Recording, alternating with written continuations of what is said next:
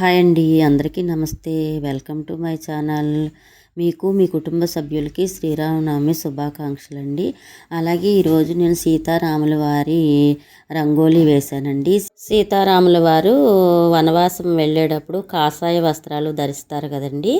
అలాగే ఈరోజు కాషాయ వస్త్రాలతో ఉన్న ఫోటో సీతారాముల వారిది స్టేటస్ పెట్టారండి. నా ఫోన్లో వచ్చింది. అప్పుడు దాకా నేను అనుకోలేదు అసలు సీతారాములు రంగోలీ వేద్దామని. కొంచెం నీరసంగా ఉందని మానేసాను. మామూలుగా మిషన్ పని చేసుకున్నాను మధ్యాహ్నం దాకాను. మళ్ళీ ఆ స్టేటస్ చూసి సరే బాగున్నది వేద్దాం కదా అనుకుని గబగబా పాలకం మీద డ్రాయింగ్ వేసుకున్నానండి. వేసుకుంటే పర్వాలేదు బాగానే వస్తుందని. ఇంట్లో కలర్స్ కూడా లేవు, కొంచెం కొంచెం కలర్స్ ఉంటే ఆ కలర్సే సరిపెట్టి వేసానండి. మరి సీతారాముల వారు ఎలా వచ్చారో కామెంట్ ద్వారా తెలియజేయండి. సీతారాముల కళ్యాణం అంటే అందరికీ పండగేనండి. ఎందుకంటే సీతారాముల కళ్యాణం చాలా బాగా చేస్తారు.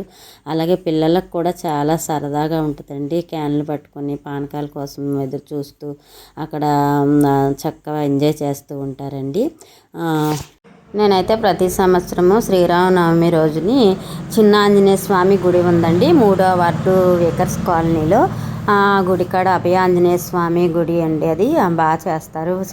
సీతారాముల కళ్యాణం బాగా చేస్తారు. నేను అక్కడికే వెళ్తానండి. ఏదన్నా పని చెప్పినా అక్కడ చేస్తాను, సేవ చేస్తా, అక్కడ ఉండిపోతాను. కళ్యాణం అయ్యాక వస్తానండి.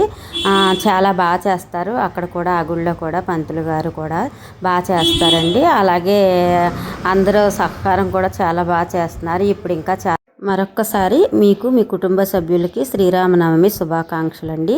మా సీతారాముల వారి రంగోలి ఎలా వచ్చిందో కామెంట్ ద్వారా తెలియజేయండి. Thank you.